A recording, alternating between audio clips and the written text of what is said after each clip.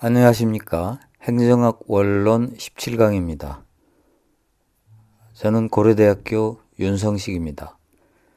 17강은 제4장 정책평가, 제1장 정책평가의 이해에 대해서 설명하겠습니다. 목차를 보면 우리는 그동안 2장, 3장, 4장에서 일관되게 정책에 대해서 설명하고 있습니다. 2장에서는 정책 결정에 대해서 공부했고 3장에서는 정책 집행에 대해서 공부했습니다. 이제 4장에서는 이렇게 집행한 정책을 어떻게 평가하는가에 대한 내용을 공부하겠습니다. 5장, 6장, 7장, 8장은 정책과 또 한 축을 이루는 관리에 대해서 공부합니다. 리더란 평가하고 평가받는 사람입니다. 리더는 조직 내에서 먼저 사람을 평가해야 합니다.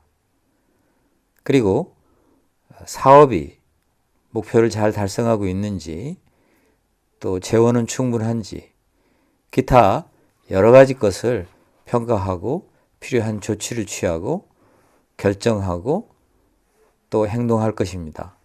그렇지만 리더의 이러한 행위는 외부에서 리더를 평가하게 만드는 어떤 근본이 됩니다. 그래서 리더는 자신의 일을 외부로부터 평가받고 또 자신의 일을 하기 위해서 끊임없이 자신이 속한 조직을 평가하고 자신과 일하는 사람을 평가하고 그리고 자신이 운영하고 있는 예산과 재정을 평가하고 그리고 많은 것들을 평가해야만 합니다. 그렇다면 우리는 평가에 대해서 보다 더 체계적으로 이해할 필요가 있습니다. 왜냐하면 평가에는 우리가 상식적으로 생각하는 것과 다른 내용이 많기 때문입니다. 먼저 평가에 대해서 이해하기 위해서는 몇 가지 기본 개념을 알 필요가 있습니다. 첫째, 투입, 산출, 결과에 이르는 3단계 과정입니다. 우리는 투입, 산출, 결과에 대해서 앞에서 여러 가지 사례를 들어서 설명을 했습니다. 이번에는 투입하고 산출 사이에 전환 과정이 있다는 것을 말씀드리고 싶습니다. 따라서 투입과 산출 사이에 전환 과정이 있으면 우리는 투입, 전환 과정, 산출, 결과 이렇게 이어지는 하나의 시스템을 갖게 됩니다. 우리가 고속도로를 건설해서 지역 개발을 하고자 할 때는 투입은 시멘트, 모래, 자갈, 노동력, 기술 이런 것들이고 그리고 전환 과정은 이런 것들을 잘 배합하고 그리고 리더십을 발휘해서 어떤 산출을 만들어내는 것입니다. 산출이란 100km, 200km 고속도로가 되겠죠. 그러나 산출은 궁극적인 목표가 아니고 지역 개발이 궁극적인 목표, 즉 결과입니다. 따라서 결과는 우리가 지향하는 바고 그 지향하는 바를 위해서 우리는 산출을 만드는 것입니다. 둘째, 정부가 결과를 직접 생산하는 경우는 없습니다. 정부는 오직 산출을 생산할 뿐입니다. 우리가 궁극적으로 원했던 결과, 즉 지역개발은 여러 가지 요인을 필요로 합니다. 때로는 고속도로가 필요할 수도 있고 자본이 투입이 필요하고 인적 자본의 집합도 필요할 것입니다. 사람이 모여야지 지역이 개발될 것입니다. 그 중에서 뭐가 제일 중요할지를 정부는 선택할 것입니다. 왜냐하면 재원은 한정되어 있기 때문에 지역 개발을 위해서 필요한 모든 것을 다 할 수는 없습니다. 그래서 고속도로라고 하는 방법을 선택해서 고속도로 건설 사업을 하는 것입니다. 만약 정부가 결과를 생산할 수 있다면 그것은 자원이 굉장히 많고 결과를 생산하는 데 필요한 모든 것들을 다 정부가 할 때 가능할 것입니다.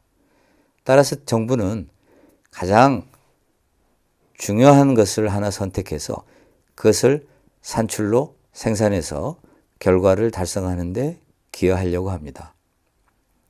그래서 정부가 생산하는 것은 산출물이지 결과는 아닙니다. 세 번째, 우리는 투입, 전환 과정, 산출, 결과에 이르는 사업의 각 단계를 보고 있습니다. 정책 평가란 사업 평가입니다. 왜냐하면 정책은 사업을 통해서 구체적인 모습을 나타내기 때문입니다. 정책은 모호한 개념입니다. 사업으로 갈 때만 우리는 비로소 명료해집니다.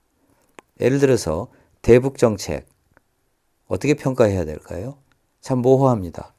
그러나 남북 교류 협력 사업 이런 것들은 평가하기가 상대적으로 쉽습니다. 따라서 사업 평가를 통해서 우리는 정책 평가를 하게 되는 것이지 정책 평가를 한다는 것은 사실 매우 어려운 일입니다. 그래서 대체적으로 사업 평가가 정책 평가의 주요 내용이 되겠습니다. 그렇다면 사업을 평가한다면 사업의 각 단계를 이해해야 되는데 투입, 전환 과정, 산출, 결과에 대해서 우리는 간단히 배웠습니다. 그렇다면 첫 번째, 투입에 관한 평가를 보겠습니다. 투입에 관한 성과 지표라는 말을 쓰기도 하는데요. 물론 큰 문제가 될 것은 없습니다. 그러나 성과라는 단어는 보통 결과에 대한 용어입니다. 따라서 결과를 효과적으로 달성했는가, 효율적으로 달성했는가, 그랬을 때 우리는 성과가 있었다고 하는 것입니다. 그래서 결과지향적 행정, 그것이 성과지향적 행정이지요. 물론 투입은 결과로 이어질 수 있지만 투입에 관한 성과 지표는 약간 어색합니다. 크게 문제될 것은 없지만 한번 짚고 넘어가야 될 사항이라고 생각합니다. 그렇다면 투입에 관한 지표, 투입에 관한 평가 지표는 뭐가 있을까요? 가장 대표적인 것이 예산 집행률입니다. 투입, 시멘트, 모래, 자갈, 고속도로를 건설하기 위한 투입입니다. 이것들을 얼마나 구입했는지 그것이 투입에 관한 지표가 됩니다. 투입이 산출을 낳고 산출이 결과로 이어지는 게 확실하다면 투입이 많을수록 즉 예산 집행률이 높을수록 결과 달성도 더 가까워진 것은 틀림없습니다. 그러나 항상 그런 것만은 아닙니다. 네 번째, 투입 다음에 전환 과정에 대한 지표가 있을까요? 대표적인 게 계획 대비 집행 실적입니다. 계획 대비 집행 실적은 예산 집행률과 똑같이 느껴질 수 있습니다. 그러나 약간 다릅니다. 시멘트, 모래, 자갈 이런 것들을 구입했더라도 아직 건설이 이룩되지 않을 수도 있습니다. 그래서 고속도로가 절반 완공됐는지 80% 완공됐는지 계획 대비 집행 실적은 꼭 예산 집행률하고 1대1의 관계가 있는 것은 아닙니다. 필요한 모래와 시멘트, 자갈 모든 것을 구입하고 노동자까지도 채용했는데 고속도로가 지나가는 인근 주변 마을 사람들이 공사를 중단하라고 요구를 하고 시위를 벌여서 공사가 진척되지 못한다면 계획 대비 집행 실적은 예산 집행률하고 차이가 많이 날 수도 있습니다. 그러면은 우리는 평가에 대해서 간단히 기본 개념을 배웠는데요. 정책 평가에 대해서 그럼 한번 보도록 하겠습니다. 첫 번째, 정책 평가는 궁극적으로 결과에 대한 성과지표와 떠날 수가 없습니다. 결과에 대한 성과지표는 결과를 달성했는가 하는 것에 관련이 됩니다. 이것은 좁은 의미의 정책평가라고 이야기하고 또 결과를 달성했는가는 효과성과 관련되기 때문에 효과성 평가라고도 합니다. 효과성에 대해서 아직도 잘 이해가 안 된다면 제1장에 가서 효과성과 효율성을 복습하기 바랍니다. 두 번째, 그렇다면 정책평가를 어떻게 정의하면 될까요? 정책이, 즉 사업이 대상에 미친 영향을 객관적, 체계적, 경험적으로 조사한다. 이렇게 정의할 수 있습니다. 여기서 정책이란 사업으로 구체화되기 때문에 사업이 결과에 어떤 영향을 미쳤는가를 본다고 생각하면 되겠습니다. 따라서 지역 개발에 과연 고속도로가 영향을 미쳤는가? 객관적, 체계적, 경험적으로 조사하는 것이 정책평가입니다. 세 번째, 결과의 측정은, 즉 효과성의 평가는 좁은 의미의 정책평가라고 하는데 결과의 평가는 때로는 어려울 수도 있습니다. 결과의 평가가 용이하지 않으면 산출로 대신하기도 합니다. 즉 산출을 측정해서 결과 측정의 대리지표로 사용하는 것입니다. 그러나 산출과 결과 사이에 인과관계가 없다면 산출을 측정하는 것은 문제가 있습니다. 산출과 결과 사이에 인과관계가 없다는 것은 무슨 뜻일까요? 고속도로를 건설했는데 지역개발이 전혀 되지 않으면 인과관계가 없는 것입니다. 고속도로를 건설했는데 지역개발이 어느 정도 진척이 됐다면 인과관계가 있습니다. 고속도로를 건설했더니 지역개발에는 별 효과가 없었다. 왜 그랬을까요? 기존 도로가 이미 충분했기 때문에 더 이상 고속도로가 필요하지 않았는데 불필요하게 고속도로를 건설했을 수도 있습니다. 그러므로 인과관계가 없을 때는, 즉 산출과 결과 사이에 인과관계가 없을 때는 결과를 측정하지 않고 산출을 측정하는 것은 문제가 있습니다. 인과관계가 있을 때는 산출을 측정하는 것이 결과를 측정하는 것에 어느 정도 접근할 수 있지만 이 둘은 분명히 다릅니다. 왜냐하면 결과의 측정에는 또 산출 이외에도 다른 요인이 개입되기 때문입니다. 네 번째, 넓은 의미의 정책평가란 무엇일까요? 앞에서 좁은 의미의 정책평가는 효과성만 평가하는 것이라 했습니다. 넓은 의미의 정책평가, 즉 넓은 의미의 사업평가는 효과성과 아울러 효율성도 평가합니다. 우리는 앞에서 효율성에 대해서 정의했습니다. 1장에서 행정의 기본 가치를 설명하면서 효과성, 효율성을 설명했습니다. 효율성이란 무엇을 달성하는데 얼마의 대가를 치렀는가, 즉 얼마의 비용을 지불했는가에 관한 것입니다. 결과에 대한 효율성은 결과를 달성하는데 어떤 대가를 지불했는가. 산출에 대한 효율성은 산출을 만들어내는데 어떤 대가를 지불했는가, 그것에 관한 것입니다. 그런데 보통 결과에 관한 효율성은 이야기하지 않습니다. 왜냐하면 결과, 즉 지역 개발을 하는데 필요한 요인들은 너무나 많기 때문에 그 많은 요인들을 다 조사하기는 어렵습니다. 즉 지역 개발에 필요한 모든 대가들을, 모든 비용들을 전부 집합하는 게 쉽지 않기 때문입니다. 그러나 산출에 필요한 대가, 즉 산출을 만들어내는데 어떤 대가가 들었는가, 어떤 비용을 지불했는가는 상대적으로 측정하기가 쉽습니다. 그래서 보통 효율성하면 산출에 대한 효율성을 이야기합니다. 즉 산출을 투입으로 나누면 산출에 대한 효율성을 구할 수 있습니다. 투입은 상대적으로 측정이 쉽습니다. 즉 예산이 얼마 들었는가를 보면 대개 투입과 일치하기 때문입니다. 지난 몇십 년 동안 행정개혁에서 효과성과 효율성을 증진하기 위해서 많은 정부가 노력을 했습니다. 그런데 효과성 측정보다는 효율성 측정이 더 쉽다 보니 효율성으로 뭔가를 보여주려고 노력을 많이 하게 됩니다. 즉 효과성의 증진이 어려울 때는 효율성의 증진으로 행정개혁의 성과를 보여주려고 하는 것입니다. 효율성을 어떻게 증진할 수 있을까요? 산출을 높이거나 투입을 낮추면 됩니다. 왜냐하면 산출 나누기, 투입이 효율성이기 때문입니다.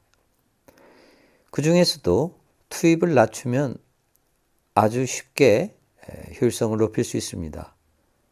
예를 들어서 전략한다든가 사람을 더 적게 쓴다든가. 그래서 인원 감축이 보통 효율성 증진의 손쉬운 방법으로 많이 사용됩니다.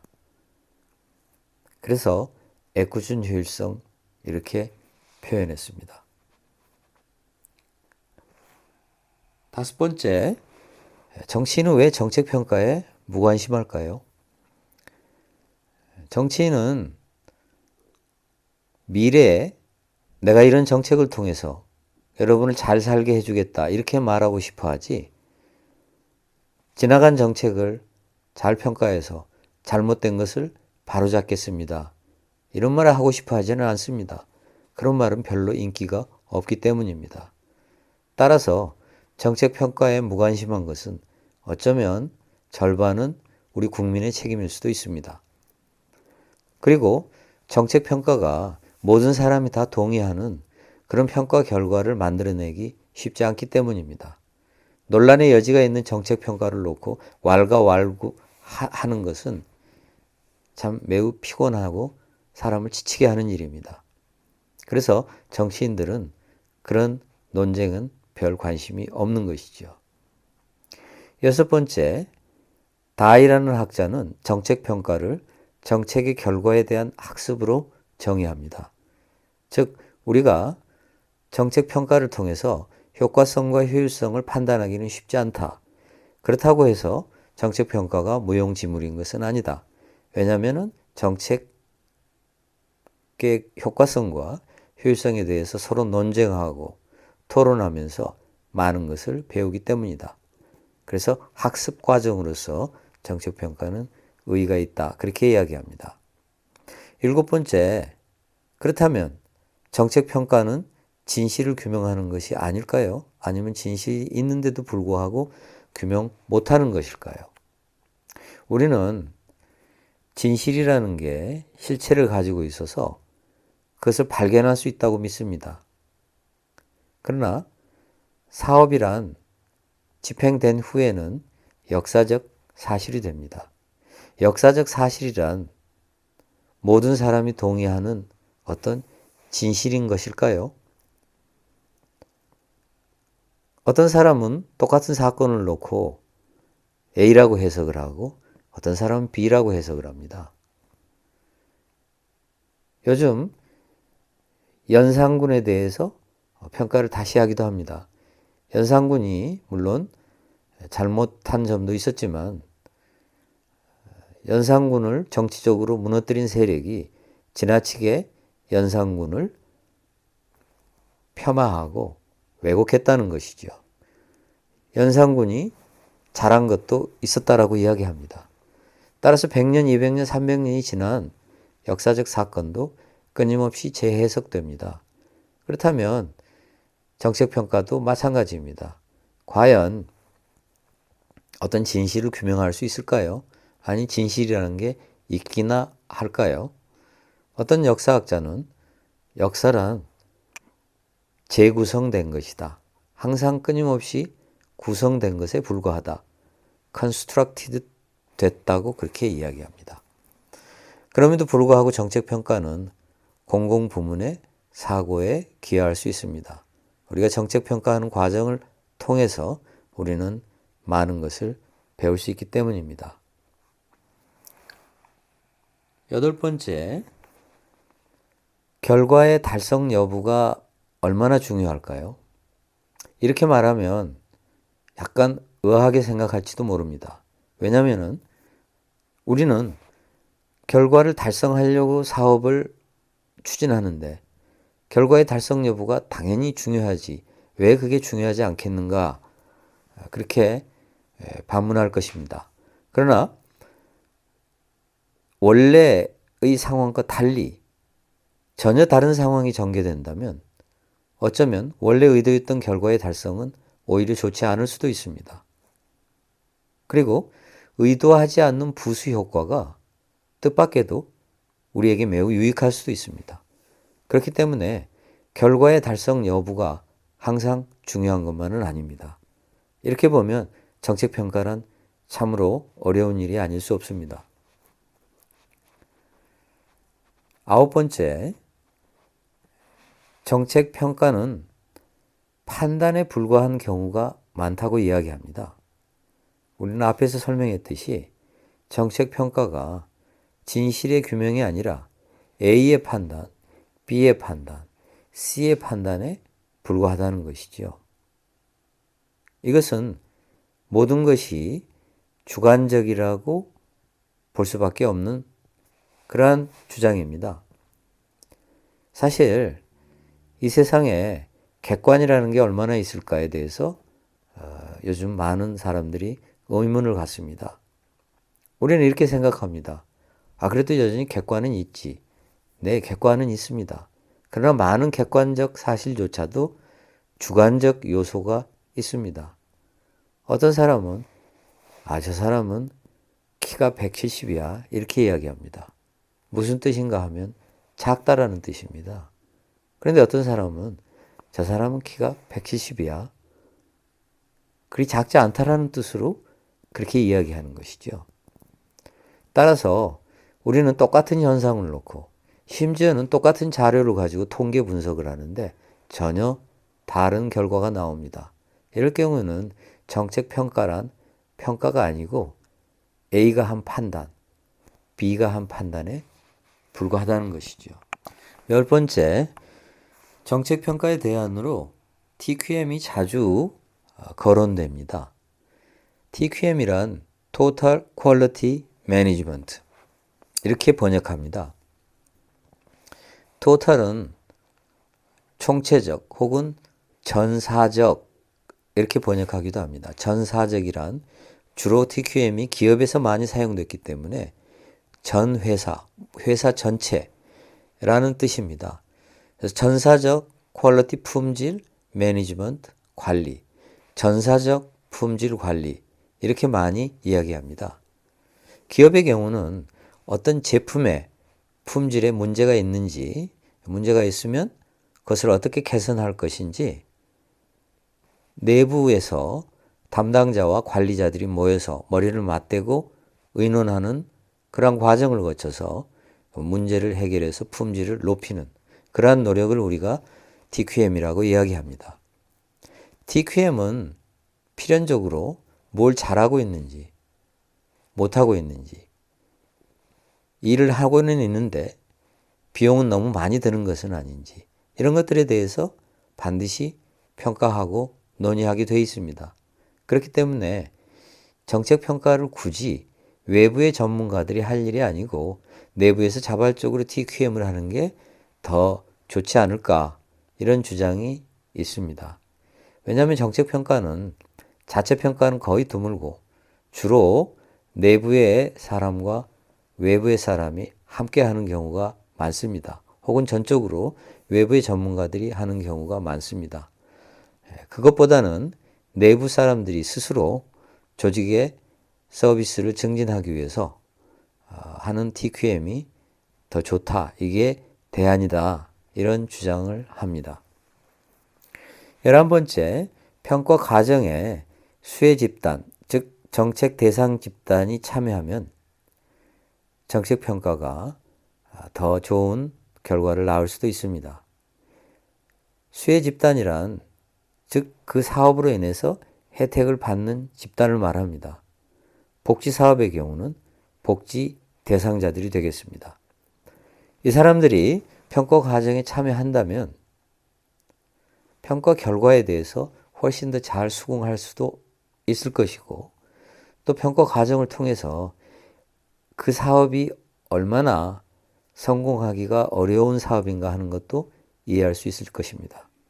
어차피 평가란 주관적일 수밖에 없기 때문에 수혜 집단이 참여하지 않는다면 평가 결과를 놓고 왈가왈부가 훨씬 더 많을 수도 있지만, 자신들이 평가 과정에 참여한다면 평가 결과에 훨씬 더 잘 수능할 수도 있습니다. 즉 잘 수용할 수가 있습니다. 그리고 무엇보다도 중요한 것은 수혜 집단의 의견이 평가 과정에 반영이 되어야만 이 다음에 그 사업을 시행할 때 훨씬 더 잘 수정해서 좋은 사업을 실시할 수 있을 것입니다. 그러므로 수혜 집단의 의견을 평가 과정에 반영해서 다음번 정책 집행에 참고한다면 정책이 더 발전할 수 있을 것이고, 그리고 수혜 집단의 만족도도 증가할 수밖에 없습니다.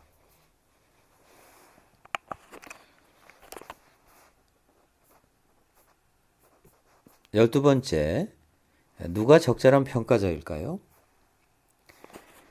정책평가는 미국의 경우 감사원의 사업평가 부서에서 주로 행해집니다. 그렇지만 때로는 부서 자체에서 자체평가를 하기도 합니다. 그런가 하면 외부 전문가의 도움을 받아서 하기도 하고, 컨설팅 회사나 연구소, 또 대학 연구소 등에 의해서도 행해집니다. 그러나 공무원들은 평가에 필요한 정보를 소유하고 있기 때문에 공무원의 협조 없이는 평가가 불가능합니다. 따라서 외부 사람이 평가하더라도 내부 공무원들이 참여하는 게 좋습니다. 우리는 정책평가가 사업평가와 사실상 같은 말이라고 여러 번 이야기했습니다. 그럼에도 불구하고 학생들이 잘 이해하지 못한 경우가 많아서 다시 한번 설명하겠습니다. 대북정책이라는 정책을 평가하기는 참으로 어렵습니다. 그거보다는 남북 교류협력사업, 또 대북방송사업, 이런 개별 사업을 평가함으로써 개별 사업의 평가를 모두 집합하면 결국 대북 정책에 대한 평가가 될 것입니다. 따라서 정책 평가는 보통 사업 평가하고 동일하다고 보면 되겠습니다. 다음은 우리나라에서 많이 시행되었던 균형 성과표, 즉 BSC에 대해서 설명하겠습니다. 균형 성과표는 성과평가 시스템의 한 가지인데요. 행정개혁을 추진하면서 각 부처에서 경쟁적으로 균형 성과표를 도입했습니다. 첫째, 균형 성과표란 BSC라고 이야기하고 밸런스드 스코어카드의 약자입니다. 이것은 성과평가를 할 때 균형되게 하자라는 뜻에서 밸런스드라는 단어가 들어갔습니다. 두 번째, 균형이란 그럼 왜 균형일까요? 과거의 성과평가가 재무 성과를 주로 다루었기 때문에 비재무적 성과도 중요하다는 관점입니다. 비재무적 성과는 예를 들어서 고객의 신뢰 같은 것이 대표적인 사례입니다. 세 번째, 우리는 성과평가, 정책평가, 성과감사, 성과관리를 구별할 필요가 있습니다. 우리는 지금 정책평가를 보고 있는데요. 왜 성과평가가 갑자기 튀어나온 것일까요? 정책평가는 대상이 정책, 즉 사업입니다. 이에 반해서 성과평가는 대상이 개인 혹은 집단입니다. 예를 들어서 김 국장에 대한 정책 평가한다 이런 말은 안 합니다. 어떤 사업에 대해서 정책 평가한다는 말은 합니다. 그러나 김 국장의 성과 평가한다 이런 말은 합니다. 따라서 개인과 집단에 대해서 평가할 때는 우리는 성과 평가라고 합니다. 그리고 정책이나 사업을 대상으로 평가할 때는 정책 평가라고 합니다. 그렇다면 이 둘은 전혀 무관한 것일까요? 그렇지 않습니다. 만약에 A 국장이 담당하는 정책 평가를 했는데 그 정책이 최하점이었다. 그런데 A 국장에 대한 성과 평가는 최고점이다. 말이 될까요? 말이 되지 않습니다. A 국장이 자신의 업무를 최하점을 받았는데 어떻게 그 사람에 대한 성과 평가가 최고점이 되겠습니까? 그러므로 정책 평가를 한다는 것은 그 담당자를 평가하는 것이 되는 것이고, 즉 담당자에 대한 성과 평가이기도 하고, 어떤 사람에 대한 혹은 집단에 대한 성과 평가는 그 사람이나 집단이 담당하는 정책, 즉 사업에 대한 평가일 수밖에 없습니다. 그래서 이 둘은 다른 것이지만 또 상호 관련이 되어 있습니다. 그렇다면 성과 감사는 뭘까요? 성과 감사란 정책이나 사업을 평가하는 게 아니라 감사하는 것을 말합니다. 그렇다면 정책이나 사업을 평가하는 것과 정책이나 사업을 감사하는 것은 다를까요? 아닙니다. 요즘은 거의 다 비슷하다고 보고 있습니다. 다만 평가와 감사가 약간의 차이가 있기 때문에 구별이 필요할 뿐입니다. 이 둘의 구체적인 구별에 대해서는 재무행정학에서 배우기 바랍니다. 간단히 이야기하자면 정책 평가도 사업의 효과성과 효율성을 평가하고 성과 감사도 사업의 효과성과 효율성을 감사합니다. 차이는 하나는 평가하고 하나는 감사할 뿐입니다. 효과성과 효율성을 본다는 의미에서는 똑같습니다. 그리고 대상이 정책, 즉 사업이라는 것도 똑같습니다. 오직 평가와 감사라는 것만 차이가 납니다. 그렇다면 성과 관리는 뭘까요? 성과 관리는 성과 평가와 무관할 수가 없습니다. 왜냐하면 성과 관리란 성과 목표를 설정하고 성과 목표를 잘 측정할 수 있는 성과 지표를 세웁니다. 그 다음에 성과 지표에 의해서 성과를 측정한 다음에 이익과 불이익을 주거나 또 사업을 수정하거나 그렇게 합니다. 따라서 성과 관리는 성과 평가를 포함하는 보다 더 넓은 개념이라고 볼 수 있습니다. 성과 평가는 성과 관리의 부분집합이라고 볼 수 있는 것입니다. 네 번째, 성과 평가 시스템은 균형 성과표가 하나의 사례인데요. 균형 성과표가 균형이라는 말이 붙은 것은 재무 성과 외에도 비재무 성과도 본다 했습니다. 그렇다면 균형 성과표는 주로 무엇을 보는 것일까요? 여기서는 4개의 관점에 대해서 설명하겠습니다. 첫 번째는 재무적 관점입니다. 예를 들어서 정부 조직 혹은 어떤 부서 부처 집단의 수입이 뭐고 지출이 뭐다. 이게 대표적인 재무적 관점입니다. 고객 관점은 뭘까요? 정부 사업에 서비스를 받는 고객 혹은 시민의 만족도를 고객 관점의 사례로 볼 수 있습니다. 업무 처리의 관점이 세 번째입니다. 업무 처리 과정에서 신뢰를 주었다거나 또 신속하게 처리했다거나 그것이 업무 처리 관점입니다. 그 다음에 학습 성장 관점입니다. 구성원의 교육 훈련에 관한 것들이 대표적인 사례가 되겠습니다. 따라서 성과 평가를 할 때 교육 훈련에 돈을 전혀 안 썼다면 이건 학습 성장의 관점에서 볼 때 이 조직은 문제가 있구나 이렇게 생각하게 됩니다. 이상으로 행정학 원론 17강을 마치겠습니다. 저는 고려대학교 윤성식입니다. 감사합니다.